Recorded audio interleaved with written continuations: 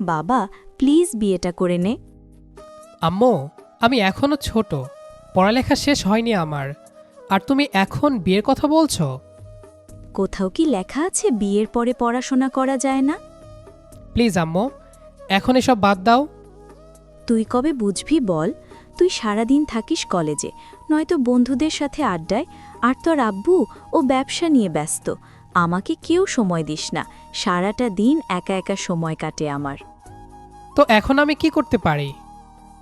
আমার একজন মানুষ লাগবে সময় কাটানোর জন্য। আগে তোর আপ্পু ছিল, সারাদিন বাসায় থাকতো। তোর আপ্পুর বিয়ে হওয়ার পর আমার আরও একা লাগে। তাই বলে এখন আমাকে কুরবানি দিবা? তোর মাথা। শোন, আমি একটা মেয়ে দেখেছি, আর সেটা দূরের কেউ নয়, তোর বোন সাদিয়ার ননদ। দেখতে মাশাআল্লাহ ভীষণ সুন্দর। আমি কথা বলেছি সাদিয়ার সাথে, ও বলেছে তুই যদি কিছু বলিস তাহলে কথা বলবে। দেখো, আমি এখন বিয়ে করতে পারবো না। আমার খাওয়া শেষ, আমি কলেজে গেলাম। এই বলে চলে আসলাম। আম্মু যে কিসের জন্য আমাকে বিয়ে করতে উঠে পড়ে লেগেছে এটাই বুঝি না আমি। সবেমাত্র ইন্টার সেকেন্ড ইয়ারে পড়াশোনা করছি, এখন কি বিয়ে করার সময় আমার? আমি বাইক নিয়ে কলেজের উদ্দেশ্যে বেরিয়ে পড়লাম। এবার আমার পরিচয়টা দিয়ে দেই। আমি শিহাব, বাবা মায়ের দুই মাত্র সন্তান। মানে আমার বড় একটা বোন আছে, তার নাম সাদিয়া। আপুর বিয়ে হয়ে গেছে। বাবা একজন ব্যবসায়ী। পরিচয় দিতে দিতে কলেজে চলে আসলাম। কলেজে এসে আমি বাইকটা পার্ক করে চলে গেলাম আমাদের আড্ডাখানায়। ভার্সিটির মাঠে একটা বড় কদম গাছ আছে, সেখানে বসে আমরা আড্ডা দেই। গিয়ে দেখি রাকিব, ফাহিম আর রিয়া বসে আছে। আমি গিয়ে ওদের সামনে বসে পড়লাম। এরা হলো আমার কলিজার ফ্রেন্ড। আমাকে দেখে রাকিব বলল, মহারাজ, আপনার ঘুম ভাঙল? হ্যাঁ প্রাণপ্রিয় প্রজা। বাজে কয়টা খেয়াল আছে? আজকে যে আমাদের হিমেল স্যারের বিশেষ ক্লাস, মনে আছে? আর বলিস না রে, তোদের বলেছিলাম না যে আম্মু আমাকে বিয়ে করাতে উঠে পড়ে লেগেছে? বলেছিলি তো। আজকে আবার এই কথা নিয়েই দেরি হয়ে গেল। কেন, আজকেও কি আন্টি বলেছে নাকি? হ্যাঁ, একদম কান ঝালাপালা করে দিয়েছে। শিহাব, আমার মনে হয় তোর বিয়েটা করে নেওয়া উচিত। মাথা ঠিক আছে তোর? তখন রিয়া বলল, রিয়া একদম ঠিক বলেছে শিহাব, বুঝার চেষ্টা কর। দেখ, আগে তো সাদিয়া আপু ছিল, আন্টি তার সাথে সময় কাটিয়েছেন। এখন তো বাসায় আন্টি একা থাকেন, তাহলে আন্টি কতটা বোরিং লাগে তুই বল। এতই যখন কষ্ট হয় তাহলে তুই গিয়েও তো মাঝে মাঝে হেল্প করতে পারিস। পার্মানেন্টভাবে নিয়ে চল। মানে? কিছু না। বুঝিস না শিহাব, রিয়া তোকে লাইক করে। ফালতু কথা বলবি না, রিয়া আমার ফ্রেন্ড, আমাদের মধ্যে এসব হবে না কখনো। তোর প্রবলেমটা কি? হ্যাঁ, আমাকে ভালোবাসতে কি প্রবলেম তোর? আচ্ছা, তোরা কি চাচ্ছিস আমি এখান থেকে চলে যাই? প্লিজ থামবি তোরা? তাহলে বারণ করে দে এসব ফালতু কথা আর কখনো যেন না বলে। আচ্ছা বাবা, সরি। তুই সত্যি একটা আবাল। মানে, এখানে আবালের কি হলো? আমি কি তোর বাবা লাগি? না, কেন? তাহলে বাবা বললি যে? আরে বোকা, ওটা তো কথার কথা। রাকিব বলল, শিহাব তুই পারিসও ভাই, চল এবার ক্লাসে যাই। ভালো দেখে 2টা বেঞ্চ বুকিং করতে হবে। আমি বললাম, শোন, আমরা যে জায়গায় গিয়ে বসবো সেই জায়গায় আমাদের দখলে এসে পড়বে। এই বলে আমরা ক্লাসের দিকে যেতে লাগলাম। ক্লাসে ঢুকতে যাব এমন সময় আমার ফোনে একটা কল আসলো। পকেট থেকে ফোন বাহির করে দেখি দুলাভাই ফোন দিছে। এমন সময় দুলাভাইয়ের কল দেখে একটু অবাক হলাম, আবার একটু ভয়ও পেলাম। কিছু আবার হলো না তো? আমি তাড়াতাড়ি কলটা রিসিভ করলাম। আমি বললাম, আসসালামু আলাইকুম ভাইয়া। ওয়ালাইকুম আসসালাম। কি অবস্থা শিহাব, কেমন আছো? ভালো আছি, আপনি কেমন আছেন ভাইয়া? আলহামদুলিল্লাহ ভালো। কোথায় এখন তুমি? এই তো কলেজে। কেন? একটু কলেজের গেটের সামনে আসো। আচ্ছা ভাইয়া, 2 মিনিট দাঁড়ান, আসতেছি। আমি কল কেটে দিলাম। গেটে গিয়ে দেখি ভাইয়া আর একটা মেয়ে দাঁড়িয়ে আছে। আমি ভাইয়ার সামনে চলে গেলাম। কি হয়েছে ভাইয়া, কোনো সমস্যা? আরে না, তুমি শালা থাকতে আমার আবার কি সমস্যা হবে? এই যে এটা হচ্ছে আমার বোন নিধি, আর নিধি এটা হচ্ছে তোর ভাবির ভাই শিহাব। আসসালামু আলাইকুম। ওয়ালাইকুম আসসালাম। কিন্তু ওনাকে তো এর আগে কখনো দেখলাম না। আরে দেখবা কিভাবে, আমার বিয়েতে তো ও আসতে পারেনি। ওর এসএসসি পরীক্ষা ছিল, হোস্টেলে থেকে পড়াশোনা করত। ও আচ্ছা, এই তাহলে আপুর ননদ। দেখতে তো খারাপ না। একেই আম্মু ঘরের বউ করে আনার জন্য উঠে পড়ে লেগেছে। অবশ্য বিয়ে করলে খারাপ হবে না, বাট এখনই বিয়ে করা যাবে না। আগে লাইফ এনজয়, তারপর বাকি কিছু। তারপর দুলাভাই যা বলল তা শুনে তো মাথা ঘুরতে শুরু করলো। এখন থেকে মনে হয় প্যারাময় লাইফ শুরু হয়ে গেল।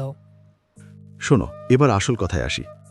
নিধিকে এই কলেজে ভর্তি করিয়েছি ইন্টার ফার্স্ট ইয়ারে। এখন থেকে ও এখানে পড়াশোনা করবে। ও আচ্ছা, ভালো তো। আরেকটা কথা, হ্যাঁ বলুন। কলেজে কেউ ওকে ডিস্টার্ব করে কিনা এটা দেখার দায়িত্ব তোমার। আর এখন থেকে তুমি যাওয়ার সময় নিধিকে বাসার নিচ থেকে নিয়ে যাবে, আবার যাওয়ার সময় দিয়ে যাবে। আসলে আমার অফিসের কাজের জন্য সম্ভব হয় না, না হলে আমি এটা করতাম। আর তোমার আপুও বলল তুমি নাকি বাইক দিয়ে আমাদের বাসার সামনে দিয়েই যাও, তাই আর কি, আরও সুবিধা। আমি খুশি হব নাকি বিরক্ত হব কিছুই বুঝতে পারছি না। সবাই আমার ওপর এভাবে উঠে পড়ে লেগেছে কেন? আল্লাহ জানে কপালে কি আছে। কি হলো শিহাব, কথা বলছো না কেন? কোনো সমস্যা কি? না না ভাইয়া, সমস্যা না, ঠিক আছে। কাল থেকে না হয় নিয়ে আসব। কাল থেকে না, আজ থেকেই। নিধি নাকি কলেজটা ঘুরে দেখবে, তাই ওকে তুমি সব কিছু দেখিয়ে দাও। আর গুরুত্বপূর্ণ কাজ আছে, আমাকে যেতে হবে। যাওয়ার সময় ওকে বাসায় দিয়ে যেও। এক ফাঁকে তোমার বোনের সাথেও দেখা হয়ে যাবে। কি আর করার, রাজি হয়ে গেলাম। যতই হোক দুলাভাই বলে কথা, কথা না শুনলে পরে আবার নিজেরই বিপদ। ঠিক আছে ভাইয়া। ওকে, আমি গেলাম তাহলে। বলেই দুলাভাই চলে গেলেন। দুলাভাই চলে যাওয়ার পর নিধি আমার দিকে একটু লাজুক চেহারায় তাকিয়ে থাকে। তার চোখে কিছুটা কৌতূহল, কিছুটা নতুন পরিবেশে অজানা ভয়ের মিশ্রণ। আমি বুঝতে পারি ও নিজেও এই নতুন কলেজ জীবনকে একদম অন্যরকমভাবে নিতে চাচ্ছে। চলো আগে তোমার ক্লাসরুমটা দেখাই। ঠিক আছে। আমরা ভেতরে ঢুকে কলেজের মূল পথ ধরে চলতে লাগি। বাইক পার্কিং থেকে শুরু করে লাইব্রেরি, ল্যাব, আড্ডাখানা সব জায়গা দেখালাম। নিধি সব কিছু মনোযোগ দিয়ে দেখছে। মাঝে মাঝে হঠাৎ করে হাসি মুখে প্রশ্ন করছে। আর আমি ধীরে ধীরে বুঝতে পারছি ওর সঙ্গে কথা বলতে মনেও একরকম স্বাচ্ছন্দ্য হচ্ছে। আরেকটা জিনিস নিধি, এখানে ক্লাসের সময় সবাই নিয়ম মানে। ক্লাস মিসিং দেওয়া যাবে না। ওকে। আমার ভেতরে এক ধরনের দায়িত্ববোধ জাগতে থাকে।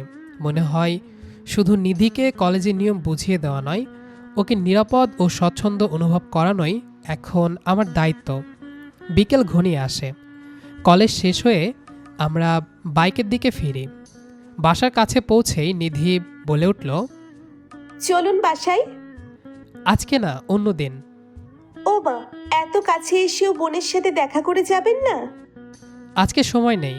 আর তাছাড়া এখন তো প্রতিদিনই এদিকে আসা যাওয়া হবে, তখন এমনিতেই যাওয়া হবে। ঠিক আছে, কাল তাহলে অপেক্ষায় থাকবো। আর হ্যাঁ, আপনার নাম্বারটা দিন। আমি মোবাইলটা নিয়ে আমার নাম্বারটা তুলে দিলাম। ওকে, আজ তাহলে আসি। ঠিক আছে, আল্লাহ হাফেজ। তারপর বাইক নিয়ে সোজা বাসায় চলে আসলাম। বাসায় আসতেই দেখি আম্মু কার সাথে যেন ফোনে কথা বলছেন।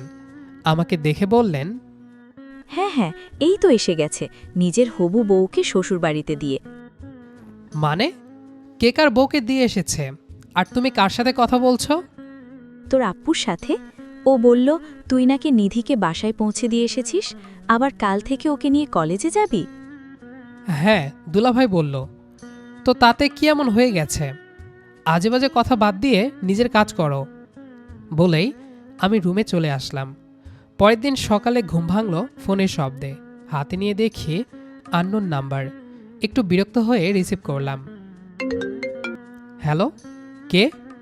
আসসালামু আলাইকুম, আমি নিধি।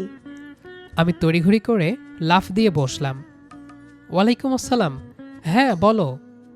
কলেজে যাবেন না? 8টা বেজে গেছে তো। হ্যাঁ যাব। তুমি রেডি হয়ে থাকো, আমি আসছি।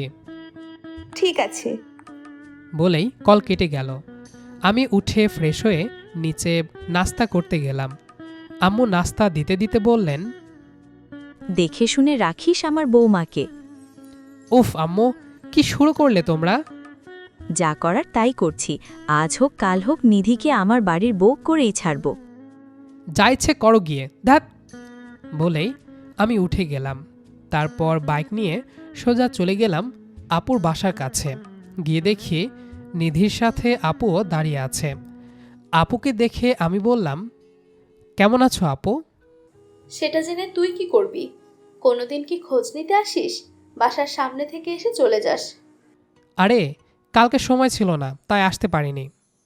বুঝেছি, এত বাহানা দিতে হবে না। শোন, নিধিকে ভালো মতো দেখে রাখবি, ওর যেন কোনো সমস্যা না হয়। অনুরোধ করছো নাকি হুকুম দিচ্ছ? দুটোই। এখন যা তাহলে, আবার দেরি না হয়ে যায়। তারপর নিধি বাইকে উঠে বসল। আপু আমার দিকে তাকিয়ে একটা চোখ টিপ মারল। আমি কিছু বললাম না। তারপর সোজা চলে গেলাম কলেজে। বাইক পার্ক করে নিধিকে ওর ক্লাসরুমে দিয়ে আসলাম। ক্লাসরুম থেকে বের হতেই দেখি সামনে সিআইডির লোক দাঁড়িয়ে আছে, মানে হারামিগুলা। রাকিব ভ্রুকুচকে আমার দিকে তাকিয়ে বলল, কিরে মামা, কাহিনী কি? কি কাহিনী হবে?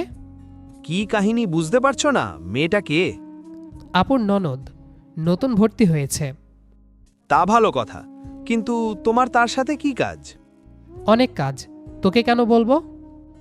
না, তোকে তো সুবিধার মনে হচ্ছে না। আজে বাজে না বকে ক্লাসে চল।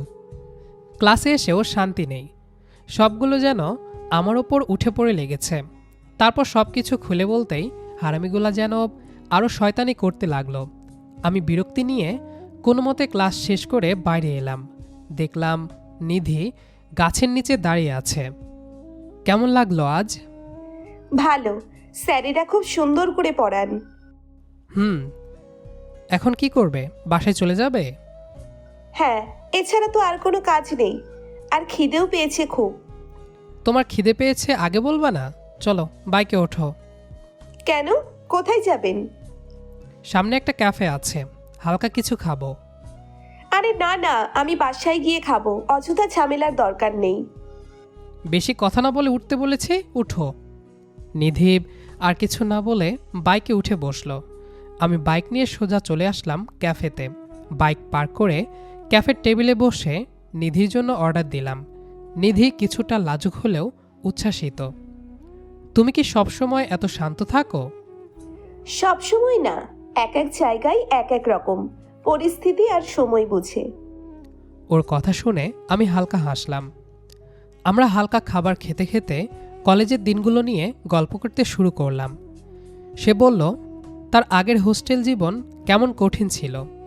আমি ধীরে ধীরে বুঝতে পারছি নিধির সঙ্গে কথোপকথন শুধু দায়িত্বের নয়, তার সঙ্গে বন্ধুত্বও গড়ে উঠছে। হঠাৎ বাইরে বাতাসে একটা পরিচিত সুর ভেসে আসে। রাকিব আর ফাহিম ক্যাফের পাশে দাঁড়িয়ে হেসে আছে। আহা, কি নিদারুণ দৃশ্য!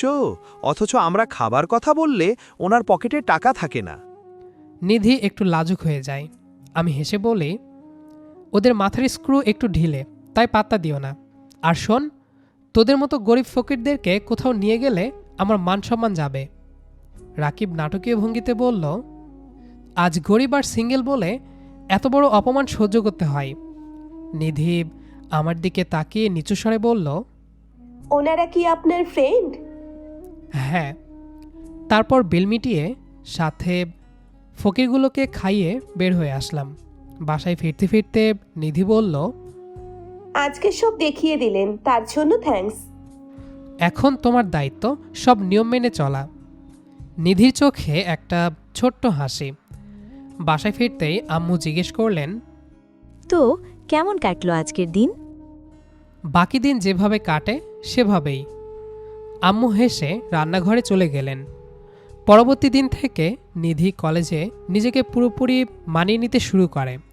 আমি সকালে কলেজে নিধিকে সঙ্গে নিয়ে যাই, তার ক্লাসের সময় নজর রাখি এবং মাঝে মাঝে হালকা মজা করি যাতে সে ঘাবড়ে না যায়। এভাবে ধীরে ধীরে আমাদের মধ্যে স্বাচ্ছন্দ্য তৈরি হতে থাকে। নিধি লাজুক হলেও তার হাসি, কৌতূহল এবং সরলতা আমাকে অজান্তেই আকৃষ্ট করতে থাকে। আর মনে মনে আমি নিজেও নিজেকে প্রস্তুত করতে লাগলাম যেন ওর প্রতি অনুভূতিটা চলে আসে। দিন যেতে লাগলো। হঠাৎ একদিন আমার খুব জ্বর উঠল। টানা 2 দিন কিছু খাইনি। সারাদিন বিছানায় শুয়ে শুয়ে কাটিয়েছি। আমার অসুখ শুনে আপু আর দুলাভাই আমাকে দেখতে আসলো, কিন্তু নিধি আসলো না। আমি আপুকে জিজ্ঞেস করলাম, নিধি আসেনি? বাবা, এত খেয়াল রাখা হয়? সে এলো কি এলো না? ফালতু কথা বলো না তো, আমি এমনিই জিজ্ঞেস করলাম। সে কি জানে না যে আমি অসুস্থ? জানে, কিন্তু আজকে ওর ফ্রেন্ড একটার বার্থডে, তাই আসতে পারেনি। ও আচ্ছা। আমি আর কিছু বললাম না। মনটা ভীষণ খারাপ হয়ে গেল। জানি না কেন। ওকে এত কিছু দিয়ে হেল্প করলাম, পাশে থাকলাম, আর আজকে আমার অসুখের থেকে ওর পার্টি বড় হয়ে গেল। আসলেই মানুষকে বেশি আপন ভাবতে নেই, তাহলে তারা সস্তা ভাবে। কিছুদিন পর আমি সুস্থ হয়ে কলেজে গেলাম। ক্লাসে ঢুকতে যাব এমন সময় দেখি নিধির কল। আমি রিসিভ করলাম না। পরপর 4 বার দিল, কিন্তু আমি তাও রিসিভ করলাম না। হঠাৎ দেখি আপুর নাম্বার থেকে কল। হ্যালো। কি শিহাব, কই তুই? কলেজে। কলেজে মানে? তুই একা একা নিধিকে না নিয়ে কলেজে চলে গেলি কেন? ও কখন থেকে তোর জন্য অপেক্ষা করছে। কেন, ও কি নিজে নিজে আসতে পারে না? এতদিন আমি নিয়ে এসেছি, এখন তো ওর সব কিছু চেনা জানার কথা। আর এখন থেকে ওকে একা নয়তো দুলাভাইকে বলবা নিয়ে আসতে। আমি পারবো না। তুই এভাবে কথা বলছিস কেন ভাই? যেভাবে বলার সেভাবেই বলছি। এখন রাখছি, আমার ক্লাসের সময় হয়ে গেছে। বলেই আমি কলটা কেটে দিলাম। কলটা কেটে দেওয়ার পর বুকের ভেতরটা কেমন জানি ফাঁকা লাগতে লাগলো। ক্লাসরুমের সামনে দাঁড়িয়ে আছি, কিন্তু ভেতরে ঢোকার ইচ্ছেটাই নেই। নিজের উপরই রাগ হচ্ছে। আমি এমন কেন করছি? নিধি কি দোষ করেছে? শুধু আমাকে দেখতে আসেনি বলে এভাবে রাগ দেখানোটা কি ঠিক হলো? আমি তো তার তেমন কেউ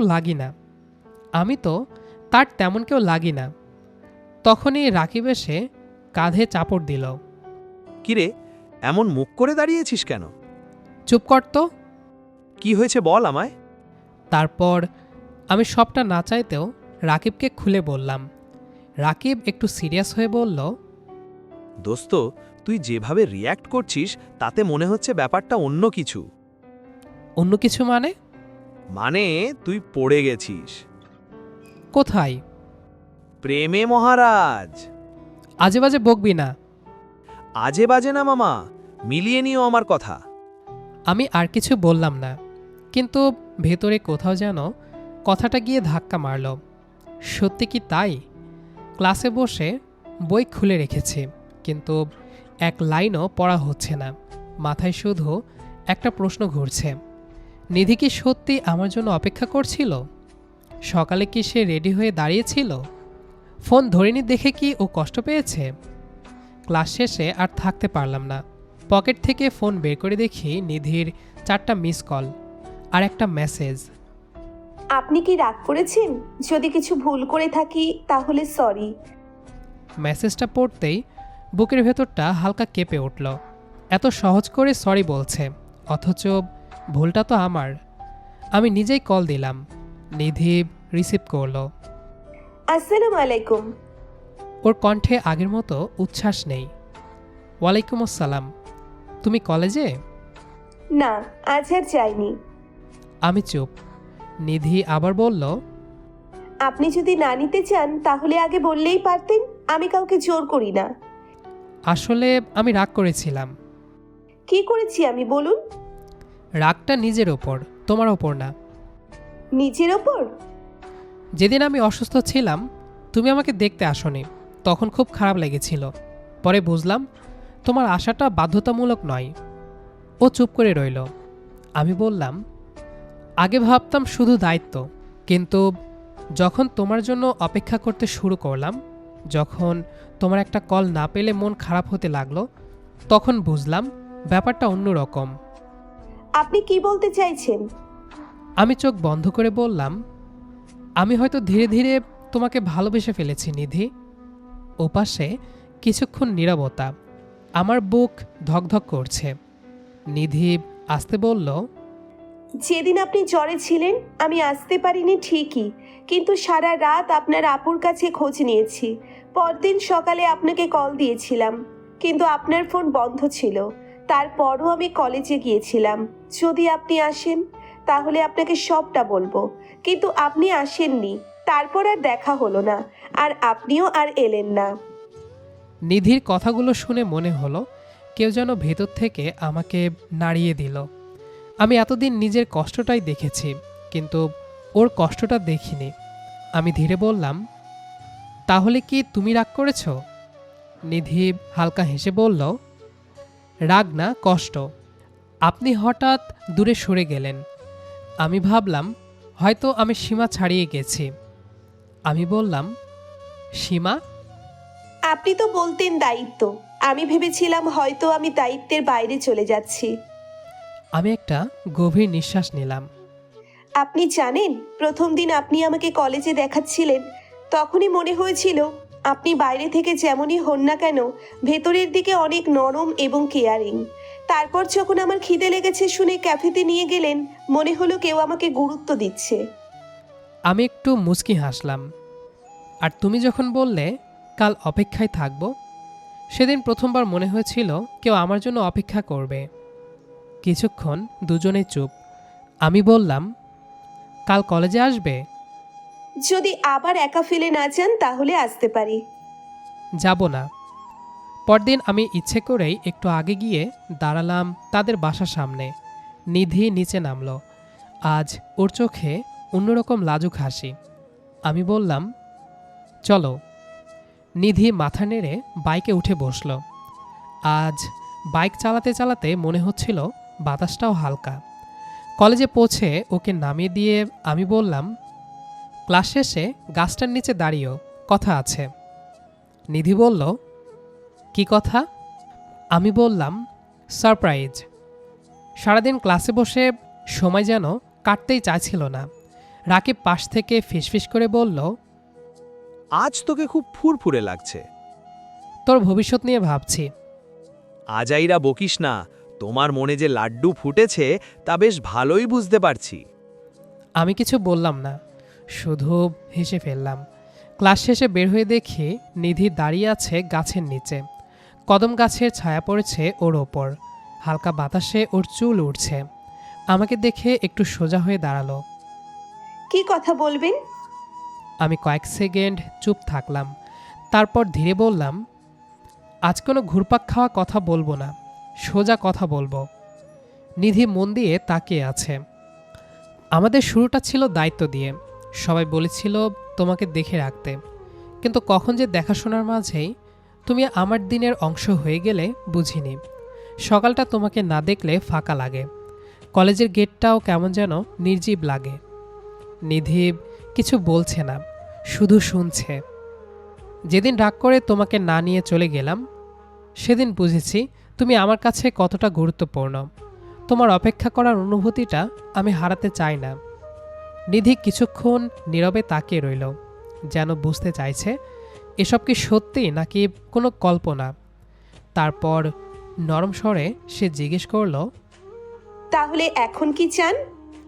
আমি চাই আমরা দুজন আগে ভালো বন্ধু হই, একে অপরকে বুঝি, পড়াশোনাটা ঠিকমতো শেষ করি। তারপর যদি অনুভূতিটা একই থাকে, তাহলে সবার সামনে মাথা উঁচু করে বলবো, আমি তোমাকেই চাই। নিধি চোখে স্পষ্ট স্বস্তি ফুটে উঠল। আমি তো আরও ভেবেছিলাম হয়তো আপনি হুট করে বিয়ের কথা বলবেন। না, আমি তাড়াহুড়ো করে কিছু নষ্ট করতে চাই না। তোমার স্বপ্ন আছে, আমারও আছে। দুজনের পথ যেন থেমে না যায়, এটাই আমাদের মূল উদ্দেশ্য। নিধি মাথা নেড়ে বলল, আমিও চাই আগে নিজের জায়গায় দাঁড়াতে, কিন্তু একটা কথা বলি। বলো। আপনার সাথে থাকলে আমি খুব রিল্যাক্সড আর সেফ ফিল করি। জানি না কেন, তবে এতটুকু জানি বাকি ছেলেদের থেকে আপনি খুব আলাদা, কারণ আজ পর্যন্ত আমি আপনার চোখে খারাপ কিছু দেখিনি। আমি একটু কাছে গিয়ে শান্ত গলায় বললাম, তাহলে এবার ঠিক হলো? কি? এই যে আমরা একে অপরের পাশে থাকব, কোনো লুকোচুরি না, কোনো নাটক না, সম্মান থাকবে, বিশ্বাস থাকবে, আর ভালোবাসাটা চুপি চুপি। নিধি হালকা হেসে বলল, আর আপনাকেও একটা কথা দিতে হবে। আমি বললাম, কি কথা? রাগ করলে ফোন না কেটে সরাসরি বলবেন কেন রাগ করেছেন, কারণ চুপ থাকলে দূরত্ব বাড়ে। Okay madam. নিধি হাত বাড়িয়ে দিল। আমি হাতটা ধরলাম, শক্ত করে না, শুধু আশ্বাসের মতো। দূর থেকে রাকিব চিৎকার দিল। ওহো, গাছের নিচে সভা বসেছে নাকি? আমি হেসে বললাম, চলো, না হলে এগুলো আবার সিনেমা হল বানিয়ে দেবে। নিধি হেসে আমার পাশে হাঁটতে হাঁটতে বলল, আজ থেকে তাহলে নতুন শুরু? আমি মাথা নেড়ে বললাম, হ্যাঁ, নতুন শুরু। আপু আর ভাইয়া যদি জানতে পারে? ওরা আর নতুন করে কি জানবে? মানে? মানে তুমি ছাড়া সবাই জানে। মানে কি জানবে? আমি তো কিছুই বুঝতে পারছি না। শোনো তাহলে, তোমার পরিবার এবং আমার পরিবার অনেক আগে থেকেই তোমার আর আমার বিয়ের ব্যাপারে আলাপ আলোচনা করেছে। আম্মু আর আপু আমাকে অনেকবার তোমাকে বিয়ে করার জন্য বলেছে, কিন্তু আমি বিষয়টি এড়িয়ে গেছি, কারণ তখনও আমি তোমাকে ভালো করে জানতাম না, চিনতাম না, তাই এতটা আগ্রহ দেখায়নি। কিন্তু ধীরে ধীরে যখন তোমাকে জানলাম, দেখলাম, তখন মনে হলো বিয়েটা করাই যায়। নিধি অবাক হয়ে আমার দিকে তাকিয়ে আছে, যেন সে অবিশ্বাস্য কিছু শুনেছে। কি? এত বড় কথা আপনি আমার থেকে লুকিয়েছিলেন? আজব, আমি কেন লুকাতে যাব? তাহলে এতদিন বলেননি কেন আমায়? আমি নিজে তো আজকে তোমাকে বললাম মনের কথা, তাহলে ওইগুলো আগে কিভাবে বলতাম? আসলেই মানুষ বলে ছেলেরা ধোঁকাবাজ। জান, আপনার সাথে কোনো কথা নেই। বলেই নিধি জোরে জোরে হাঁটতে লাগলো। আমি পিছন থেকে ডাকতে লাগলাম, নিধি, নিধি শোনো। কে শুনে কার কথা? আসলেই ভাই, মেয়ে মানুষের মন বোঝা অনেক কঠিন। কখন যে কি চলে তাদের মনে বোঝা মুশকিল। শেষে একটাই কথা বলবো, মেয়েদের মন বোঝা নয় রে নয় সোজা। এই ছিল শিহাব আর নিধির গল্প। একটা সম্পর্ক যেটা শুরু হয়েছিল দায়িত্ব দিয়ে, কিন্তু ধীরে ধীরে রূপ নিয়েছে সত্যিকারের ভালোবাসায়। সব ভালোবাসা হঠাৎ করে আসে না, কিছু ভালোবাসার সময় নেয়, বোঝাপড়া, অভিমান আর ছোট ছোট মুহূর্তের মধ্যে দিয়ে নিজের জায়গা তৈরি করে নেয়। রাগ, ভুল বোঝাবুঝি, দূরত্ব, সব কিছুর পরেও যদি কেউ পাশে থাকতে চায়, তাহলে বুঝতে হবে সেটাই সত্যিকারের ভালোবাসা। আপনার কেমন লাগলো এই গল্পটি? কমেন্ট করে অবশ্যই জানাবেন। ভিডিওটি ভালো লাগলে লাইক দিন। আর এমন আরও হৃদয় ছোঁয়া ভালোবাসার গল্প শুনতে এখনই আমাদের চ্যানেলটি সাবস্ক্রাইব করে পাশে থাকুন। আপনাদের ভালোবাসা আর সাপোর্টই আমাদের সবচেয়ে বড় শক্তি। আজকের মতো এখানেই শেষ। আবার দেখা হবে নতুন কোনো গল্পে, নতুন কোনো অনুভূতিতে। ভালো থাকুন, ভালোবাসায় থাকুন।